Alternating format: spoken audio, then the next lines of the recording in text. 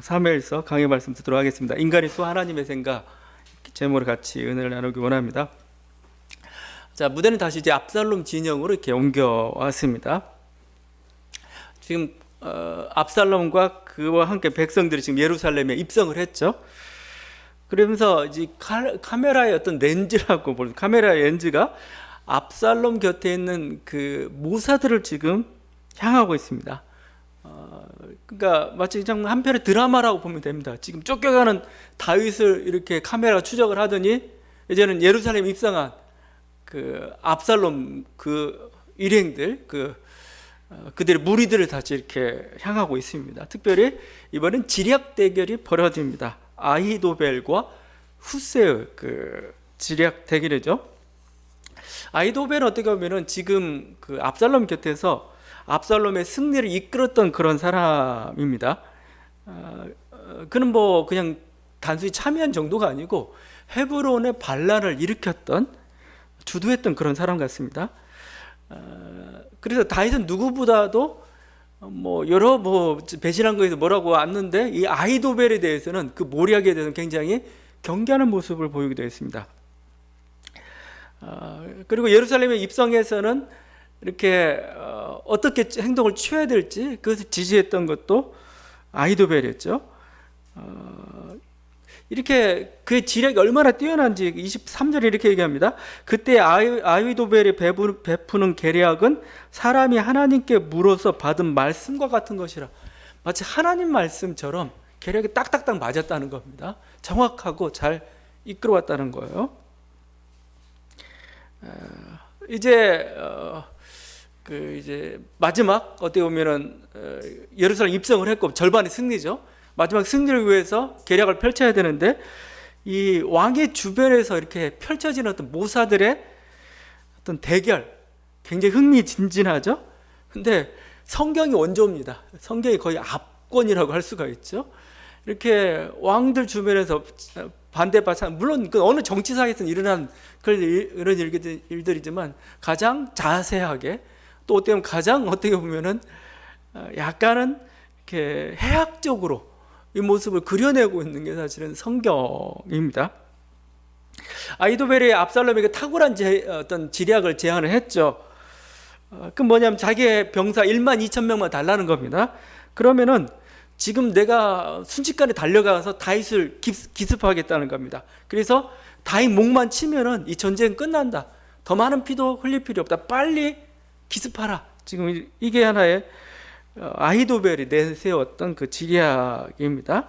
그러니까 사람들이 들어보니까 좋아요. 그럼 전쟁도 빨리 끝나고 또 괜찮은 것 같습니다. 다 옳다고 했습니다. 그런데 갑자기 압살롬이 후세의 말도 좀 들어보자 이렇게 방향을 좀 틀은 겁니다. 왜 그런지 모르겠어요. 보다 확실한 것을 원했던 건지 아니면 뭔가 그 안에 두려움이 있었던 건지 모르겠는데 하여튼 압살롬이 그동안 아히도벨 말을 듣고 이렇게 쫓아오더니 갑자기 후세의 말도 들어보자 이렇게 한 겁니다. 후세는 이 말을 듣더니 아히도벨의 그 지략에 깜짝 놀랐죠. 이건 굉장히 정말 다윗을 결정타를 먹일 수 있는 그런 지략이었던 겁니다. 그런데 이것을 무마시켜야 되니까 아예 평가절하해버리죠. 이건 옳지 못하다 이렇게 얘기하죠. 그 이유를 갖다 듭니다. 뭐냐면은 다윗은 영웅이라는 겁니다. 그리고 그의 부하들은 다 용사라는 겁니다. 지금 그들은 마치 들에 있는데 지금 곰이 새끼를 빼앗긴 것 마냥 좀 분노해 있다 그죠. 화가 이렇게 나 있는데 그것을 친다는 것은 어리석다 그죠. 또 다윗은 전쟁에 굉장히 익숙한 사람이니까 백성과 함께 자지 않을 것이다. 어느 굴이나 이렇게 숨어서 자는데 다윗을 죽이기가 어려울 것이고 괜히 섣불리 공격했다가 우리가 패하면은 그야말로 다윗은 용사고 그런데 모든 백성들이 갑자기 일시에 낙담하게 될 거다. 그러니까 어리석은 짓을 해서는 안 된다. 이렇게 간 겁니다. 어떻게 보면 후세의 새치 혀에 놀아나고 있는 거라 볼 수가 있는데 이 말을 듣는 순간 사람들에게 공포심이 막 일어나는 겁니다. 코로나 바이러스도 공포심 같아 엄청나. 그러니까 여러분 이렇게 하루에 우리나라에 죽는 사람이 산재로만 6명이에요. 매일 6명입니다. 지금도 누군가 죽어갖고 수백 명이 지금 그냥 병이든 뭐 독감이든 이렇게 죽어가고 있어요. 근데 막 숫자, 걸마의 숫자, 물론 새로 나온 거니까 긴장을 해야 되겠지만 너무 할 정도. 이게 사실은 공포심, 뭐 여기서 이제 나온 게 포비아까지도 가기도 하는데, 이 후세의 말이 공포심을 일으키고 있습니다. 두려움을 사람들에게 일시에. 이게 말이 대단한 거죠. 사실 그래요. 왜냐하면 그들에게도 일말에 사실 두려움이 있었어요. 왜냐하면 자기들이 정당한 짓이 아니거든요. 지금까지는 아직은 정당한 행위로서 인정받지 못하고 있습니다. 그런 데다가 다윗은 용사예요. 그래서 일말의 두려움을 가지고 있었는데 후세가 그걸 자극한 겁니다. 그러니까 갑자기 삽시간에 공포의 바이러스가 완전히 지배게 된 거죠. 여기에 더 나아가지고 후세는 이번에는 사람들 호승심을 자극합니다. 왜냐하면 그렇게 싸우지 말고 우리는 수가 많다 이거죠. 더 많은 수를 모을 수도 있다 이거예요. 온 이스라엘 사람을 보내가지고 다 모아라. 그래가지고 다윗과 전면전을 벌여라 이겁니다.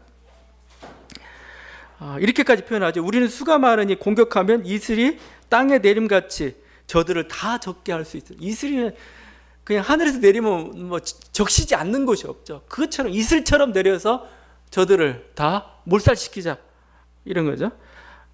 만일 다윗이 어느 성에 숨었다면 어떻게 하느냐? 우리 압도적인 수가, 이게 아주 과장법이죠.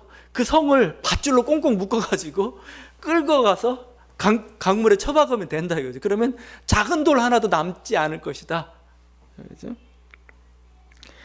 이 후세의 그 화려한 언변에 압살롬과 신하들이 갑자기 자기들이 승리한 것처럼 보여.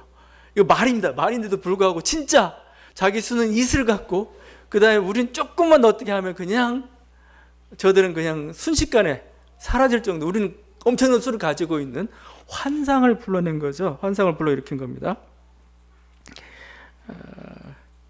어떻게 보면 이렇게 그러면서 이제 우리가 가지고 있는 어떤 두려움들, 허위의식이 자극이 된 거죠. 그러니까 사람들은 후세의 계략이 아히도벨의 계략보다 낫다 이런 평가를 내리고 후세의 계략을 따르기로 한 거죠.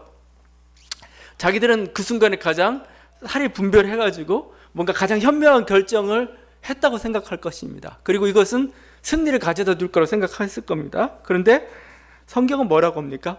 미혹되었다고 하죠. 이것을 미혹되었다, 속았다. 14절에 성경은 이렇게 평가하고 있습니다. 이는 여호와께서 압살롬에게 화를 내리려 하사 아히도벨의 좋은 계략을 물리치라고 명령하셨습니다. 아히도벨의 계략이 좋아요. 좋은데 이거 안 되겠다. 물리쳐라. 후세 네가 해라. 그래서 후세가 아주 미혹의 형을 가지고 사람들을 현혹시킨 게 지금 오늘 이 모습입니다. 후세의 세치에 당했다 이렇게 볼 수가 있습니다. 그런데 성경에서 이런 장면들이 참 자주 나옵니다. 근데 아마 대표적인 게 이후에 우리가 엘리야 때 한번 좀 보기도 했지만 아합 왕의 경우예요. 아합 왕은 우상 숭배했던 아주 그런 성경에서 아주 대표적인 우상 숭배자죠. 하나님 그래서 얘를 제거하려고 그래요. 그럼 어떻게 할까 하다가 고민합니다. 그때 하늘에서 회의가 열려. 하나님 이렇게 얘기하죠. 여호와께서 말씀하시기를 누가 아합을 꾀어 그를 길라 라못에 올라가서 죽게 할꼬. 길라 라못을 죽이는 어떻게 할꼬. 그러자 한 영이 나타납니다. 뭐 천사라고 할 수도 있고 사자라고 할 수가 있는 한 영이 이렇게 얘기합니다. 내가 나가서 거짓말하는 영이 되어 그의 모든 선지자들의 입에 있겠나이다. 거짓말하는 영이 실제 임했습니다. 그래서 선지자들을 속입니다. 아합 왕이 물어봐요. 선지자들이 막 기도하다가 하나님이 나가라고, 길라 라못 전투에 나가라고 합니다. 당신 승리할 거라고 합니다. 이렇게 얘기합니다. 근데 여기에 미혹되지 않은 선지자 한 사람이 있었으니까 미가야죠. 미가야가 그 사실을 밝히죠. 이렇게 밝혔음에도 불구하고 아합이 찜찜해하면서 나갔죠. 그래서 변장하고 나왔습니다. 그럼에도 불구하고 비참한 죽임을 당하게 됐던 게 아합의 경우죠. 하나님이요, 미혹하는 영을 보내가지고 사람을 현혹시키기도 하고 그렇다는 거죠. 오늘날도 마찬가지입니다. 미혹하게 하는 일들이 있고, 물론 이게 긍정적으로 작용할 때도 있고 부정적으로 작용할 때도 있겠지만, 신앙인들은 뭐예요? 이걸 분별할 수 있는 지혜를 가지고 있어요. 이걸 지혜라고 하죠. 지혜가 뭐예요? 옳고 그름을 판별할 수 있는 능력이잖아요. 이게 맞구나, 틀리구나, 상식이구나, 아니구나, 뭔가 음모가 있구나, 어떤 게 보면 알아요. 여러분 파악하면 알 수가 있는 겁니다. 여러분이 제일 조심해야 될 사람은 누구냐? 목사들입니다. 이게 미혹하는 영을 가장 잘 사용할 수 있는 게 목회자, 하나님의 이름으로 선포하는데, 그래서 강단에서 설교가 선포될 때 여러분이 평가를 해봐야 돼요. 저거 진짜 하나님의 말씀인가? 왜냐하면 성경에서 선지자들이 전부 기도 안 하는 사람이냐, 선지자들이 뭐요, 하나님을 만나지 못했던 사람, 그런 사람들이 뭐요, 미혹하는 영에 지금 당하고 있죠. 조심해야 됩니다. 여러분은 그걸 평가해야 되죠. 좀 더 나아가면 정치가, 언론, 아니면 의도적인 사기꾼들이 뭐요, 우리를 미혹하게 만들어요. 근데 이상하게 신앙인들이 당해요. 자꾸 가짜 뉴스에 가장 많이 당하는 게 신앙인들입니다. 제가 이렇게 읽어봐도 이건 상식적으로 말이 안 돼요. 뭔가 따져보면 이게 옳고 그름이 보이는데도 불구하고 그냥 넘어가요. 어떻게 그렇게 넘어갈 수가 있는가? 아직도 지금 저기 반포 쪽에 어디 강남 어디에 땅굴이 내려왔다고 믿는 사람들도 있어요. 그거 그냥 이런 식의 어떤 그 가짜 뉴스들, 요즘은 은퇴한 목회자들이나 제법 큰 교회에서 목회했다는 분들이 유튜브에 그냥 현혹돼가지고, 그냥 자기가 판단해보면 알잖아요. 앞뒤가 뭔지, 진실이 뭔지, 뭐가 어떻게 진행되고 있는지. 근데 그냥 넘어가요. 그래서 그냥 자기 혼자만 가지고 있으면 모르죠. 그걸 그냥 공공연하게 설교 석상이나 이렇게 하니까 더욱더 기독교가 뭐예요? 굉장히 미신적인 집단처럼 보입니다. 그러니까 왜냐하면 현혹당하기 쉬운, 그냥 동원되기 쉬운, 굉장히 무서운, 그러니까 그냥 아무 생각 없이 이런 식의 취급을 당하고 있는 거죠. 왜 그럴까? 이게 어떻게 보면 이렇게 사실은 진실이라는 건 명확해요. 굉장히 밝습니다. 분명합니다. 그럼 왜 그걸 못 보느냐? 자기 욕심 때문에 그래요. 자기 생각이 가득 차 있으면 안 보여요. 그게 자기 욕심 때문에. 그래서 뭐 게임이나 할 때 옆에 있는 사람이 더 잘 보인다고 그러잖아요. 장기나 바둑이나. 왜? 이 사람 너무 집중해 있으니까 자기 생각이 너무 가득 차 있는 거죠. 욕심 때문에 보여요. 오히려 안 보일 때가 있습니다. 아니면 두려움 때문에. 지금 뭐요? 이스라엘 백성들은 뭐요? 두려움, 아니면 뭐죠? 자기 어떤 생각, 좀 더 나가면 어떤 선입관들이죠. 이것 때문에 진실을 그대로 보지 못하는. 제가 자꾸 동물과 항상 비교를 하는데, 동물은 현실을 적응이 굉장히 빨라요. 그러니까 동물은 현실을 봐요. 현실이 뭐가 변화가 됐는지, 뭐가 잘못됐는지, 그냥 거기에 너무 순응해서 좀 탈이지만, 인간은 뭐예요? 이 생각이라는 게 너무나 강해가지고 안 바꿔요. 도무지.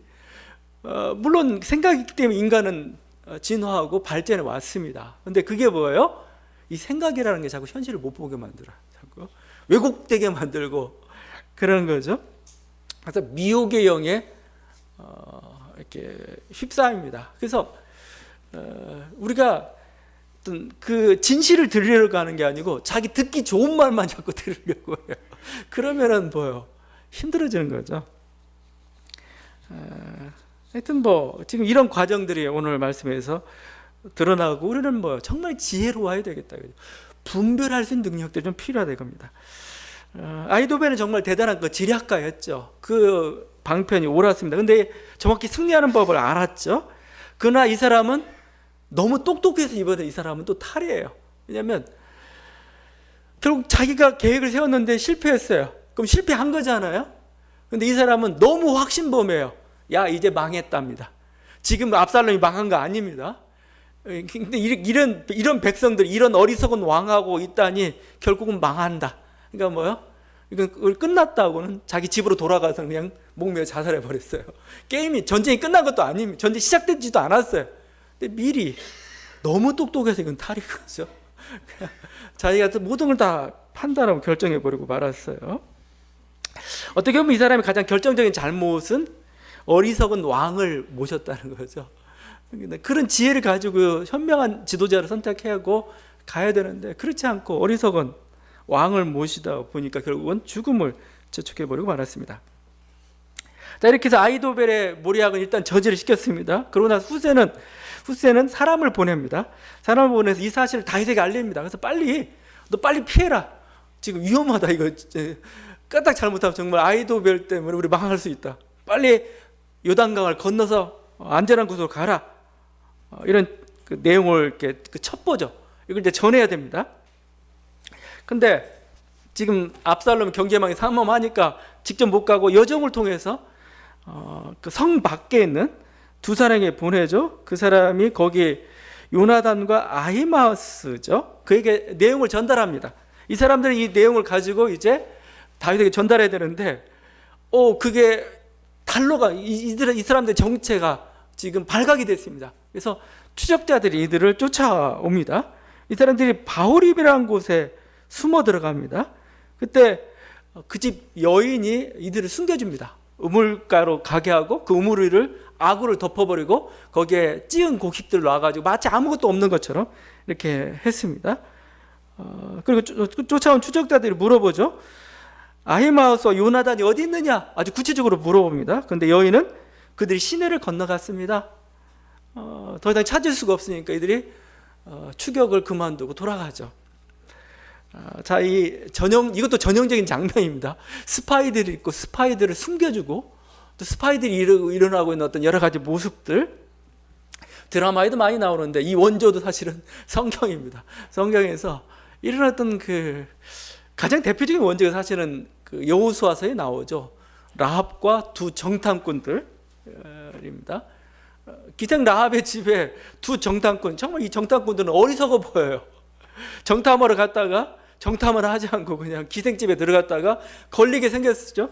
근데 라합이 그들을 보게 되면은 그 지붕에 3대 속에다 숨겨놓습니다. 숨겨놓고 병사들이 와서 이들을 찾으니까 이렇게 얘기하죠. 그 사람들이 어두워 성문을 닫을 때쯤 나갔다 얘기합니다. 그리고 나중에 안전해진 연후에 그들은 들창문을 통해서 이제 내려보내죠. 그렇게 해서 살아나게 되는 그런 모습들인데, 이게 아마 그 스파이들의 그 어떤 전형적인 모습들.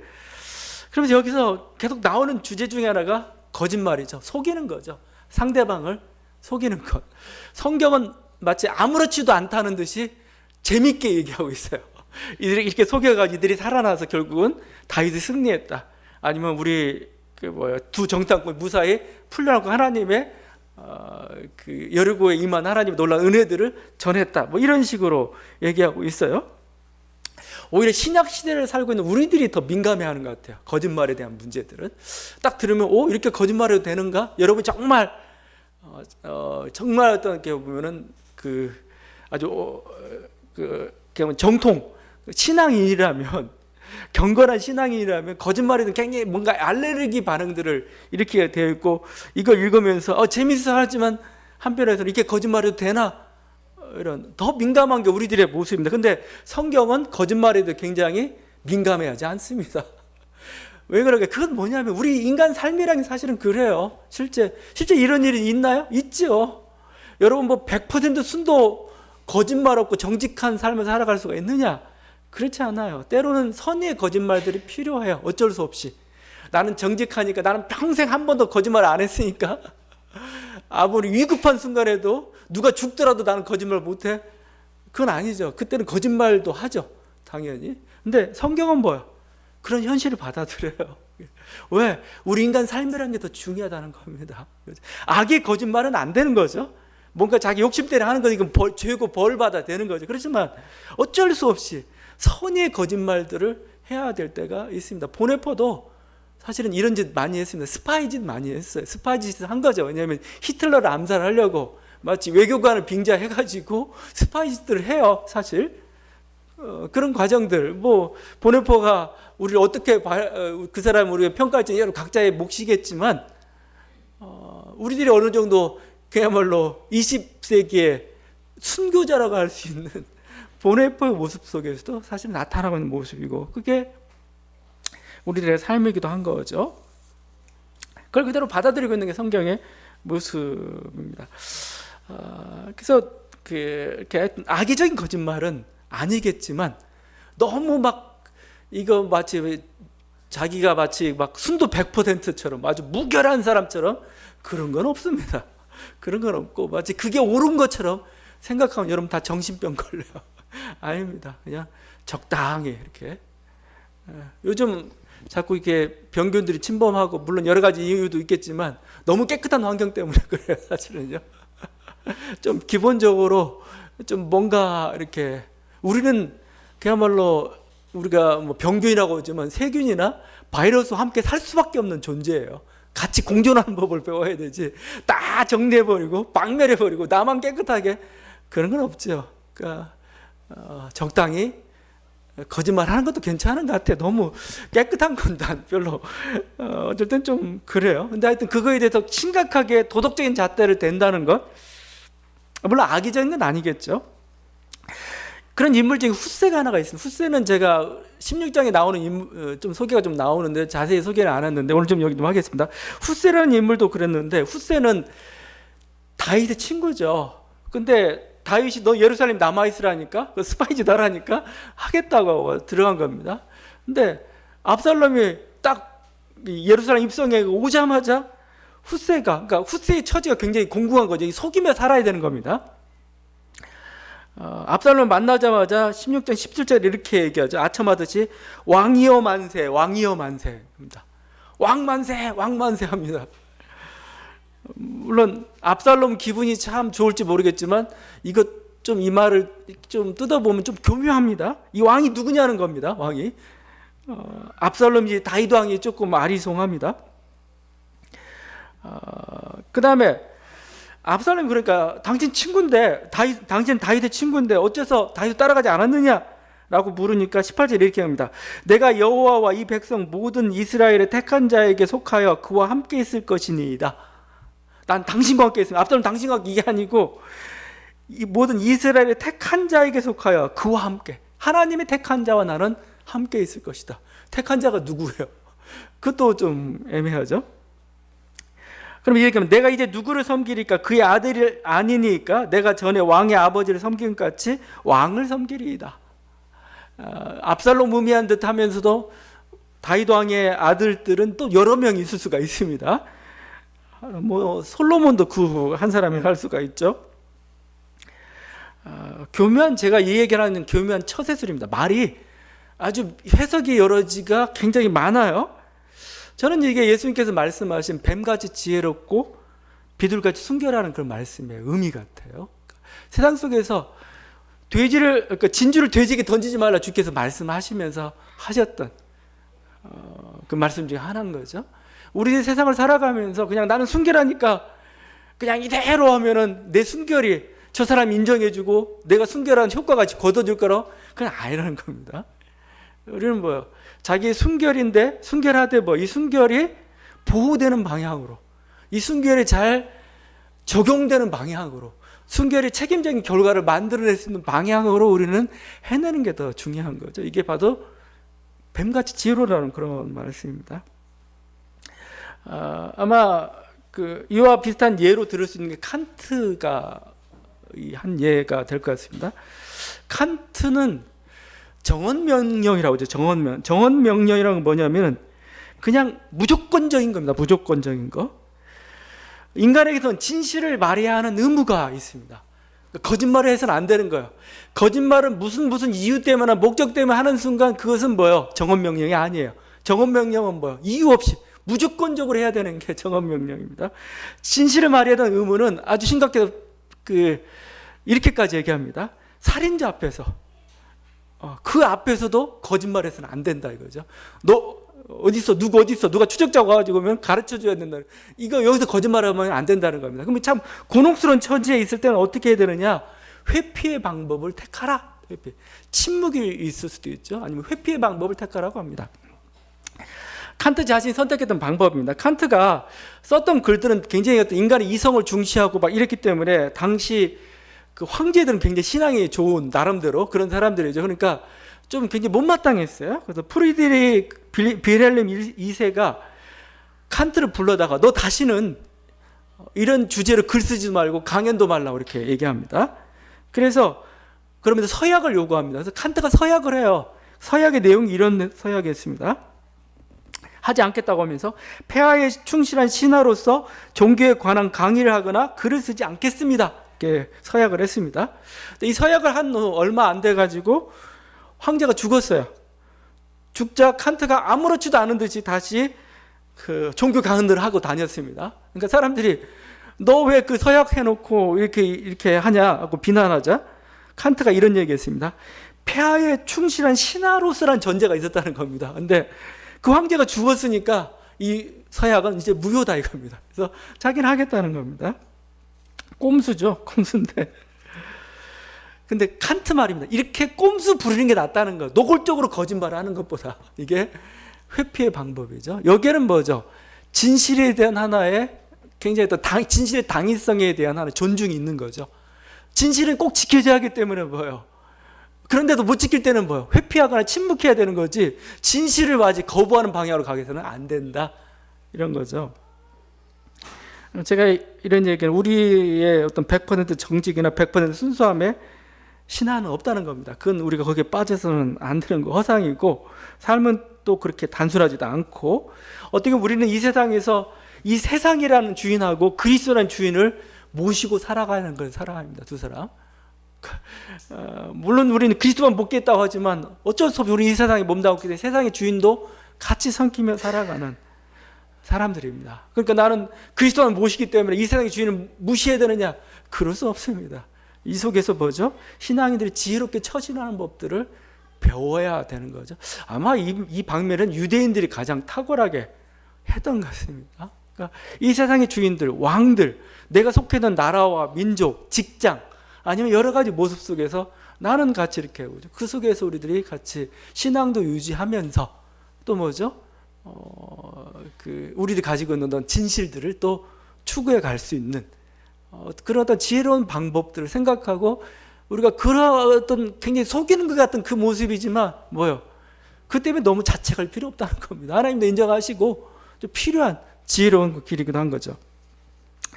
자, 이렇게 해서 어떻게 보면은 지금 여러 가지 사람들의 모습들을 우리들이 이 사무엘서를 보면서 확인하게 됩니다. 결국 이제 대회전 전쟁이 전면전이 지금 붙게 된 거죠. 24절입니다. 이스라엘 무리와 압살롬은 이제 길앗에 진을 쳤습니다. 다윗은 마하나임 쪽에 이렇게 진을 쳐가지고 이제 서로 싸우는 겁니다. 근데 압살롬은 수는 많은데 모래알 같은 존재들입니다. 왜냐하면 이익을 쫓아서 모였던 사람들이에요. 그래서 그 이익의 소망이 흐트러지는 그 순간은 그냥 아예 모래알처럼 정말 흩어져 버린 그런 어떻게 보면 수는 많지만 힘은 정말 없는 그런. 그 반면에 다윗은 오랜 동안 이렇게 그 왕으로서 또 그 길들을 걸어왔기 때문에 의리의 사람들이 많습니다. 그 모든 게 수로만 이익으로만 결정되는 건 아니죠. 의리란 굉장히 중요한 건데 다윗은 결국 이런 의리의 사람들이 끝까지 그들이 자기 편을 들어줬고 싸움에 승리하게 되는 거죠. 27절에 보게 되면은 암몬 족속에게 속한 라빠 사람 나하스의 아들 소비가 이렇게 언급이 됩니다. 암몬 족속의 라빠, 이곳은 사울 때도 그렇고 다윗 때도 계속 반란했던 그곳입니다. 근데 지금 이제 완전히 다윗에게 넘어갔어요. 다윗에 넘어갔으니까 이제 넘어갔는데 다윗이 위기에 처했으니까 이제 우리도 이제 다윗에게 원수를 갚자 이렇게 갈 수 있는데 그렇지 않았어요. 오히려 다윗을 도우러 이렇게 왔다는 거. 그 다윗 주변에 사람이 많다는 거고 이제 의리로 뭉쳐 있는 그런 모습입니다. 그 중에 또 한 사람이 바르실레라는 사람입니다. 바르실레. 이 사람은 부자입니다. 19장에서는 이렇게 얘기합니다. 19장 32절에 또 길앗 사람 바르실레를 언급하면서 그는 큰 부자이므로 왕이 마하나임에 머물 때 그가 왕을 공개하였다. 이 군대를 먹을 것으로 이렇게 했던 사람이 누구냐? 바르실레입니다. 바르실레. 그러니까 이런 사람들이 있어서 다윗은 전쟁에서 승리할 수가 있었던 거죠. 오늘 전쟁은 다음 시간에 좀 볼 거지만 지금 다윗에게 올 때 이들이 많은 음식들을 가지고 옵니다. 거기 28절과 29절이죠. 침상과 대야와 질그릇과 밀과 보리와 밀가루와 볶은 곡식과 콩과 팥과 볶은 녹두와 꿀과 버터와 양과 치즈를 가져다가 다윗과 그와 함께한 백성에게 먹게 하였으니 이는 그들 생각에 백성이 들에서 시장하고 고난하고 목마르겠다 함이더라. 그냥 많은 음식들로 공개했다 이렇게 될 텐데 하나하나 다 그냥 음식들을 얘기하고 있습니다. 왜냐하면 그만큼 뭐요? 이들은 쫓겼기 때문에 굉장히 배가 고픈 거 힘든 거죠. 그들에게 풍성하게 먹는다는 게 가장 행복하고 뭐죠? 다시 일어서는 힘을 가져다 주는 게 음식이지 않습니까? 저는 이 말씀을 보면서 생각났던 게 시편 23편 5절입니다. 주께서 내 원수의 목전에서 내게 상을 차려주시고 기름을 내 머리에 부으셨으니 내 잔이 넘치나이다. 원수의 목전에서 상을 차려주시고죠. 상이라는 것은 밥상입니다. 밥상. 먹을 거. 지금 원수들 지금 여러분 그냥 정말 이렇게 막 늑대들이 막 노리고 있는데 양들이 뭐예요? 푸른 초장에서 싱싱한 꿀을 먹고 있습니다. 아무 두려움 없이 먹고 있습니다. 이게 원수의 목전에서 내게 상을 차려주시고의 의미인 거죠. 이게 어떻게 보면 신앙인들이 누리고 있는 그런 하나의 은혜라고 생각합니다. 우리 살아가고 있는 게 힘들어요. 우리 살아가고 있는 게 막 정말 이게 곤혹스럽고 어떻게 보면 우리를 막 불편하게 만들기도 하고 또 힘들고 또 어떻게 보면 굉장히 가난한 것처럼 보이고 아무것도 아닌 것처럼 보이는 이런 어떤 우리를 위협하는 그런 세계 속에서 우리는 살고 있습니다. 그러나 신앙이 가지고 있는 그런 어떤 든든함은 뭐냐? 그것은 하나님께서 우리들에게 먹을 걸 주신다는 겁니다. 그것도 풍성히 주신다는 그런 고백이죠. 바울의 고백입니다. 나의 하나님이 그리스도 예수 안에서 영광 가운데 그 풍성한 대로 너희 모든 쓸 것을 채우시리라.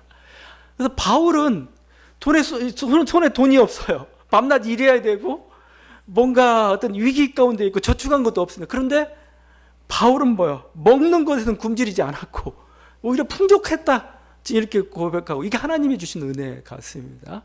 우리들의 삶 속에 여러 가지 어떤 가난하고 연약하지만 여러분의 식탁은 풍성하길 바랍니다. 하나님 그렇게 풍성하게 해주세요, 실제.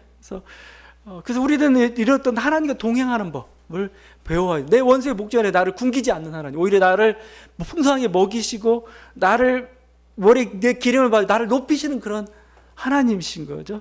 비록 가진 건 없지만 이것 때문에 우리가 두려워하지 않아요. 왜냐 하나님께서 늘 필요한 것들을 채워주시고 공급해 주시고 인도해 간다는 우리는 믿는 거죠. 우리는 그런 하나님을 굳건히 붙잡고 있어요. 우리 이 하나님 놓치는 순간 뭐예요? 우리는 진짜 신앙을 놓치는 순간이라고 할 수가 있는 거죠. 이건 더 이상 하나님을 믿을 필요가 없는 겁니다, 사실은요. 그러나 우리 순간순간에 항상 하나님께서 채워주시고 인도해 가시고 먹이시는 그런 은혜가 있기 때문에 우리는 그런 하나님 믿음에 신뢰하며 나아가는 거죠. 다윗은 지금 원수의 목전에서 내게 상을 베푸시는 놀라운 먹을 것도 풍성하게 먹으신 하나님 은혜를 경험하고 있습니다. 여러분의 인생 속에서 이 은혜들을 경험하며 나아가는 저와 여러분 간절히 바랍니다. 기도하시겠습니다.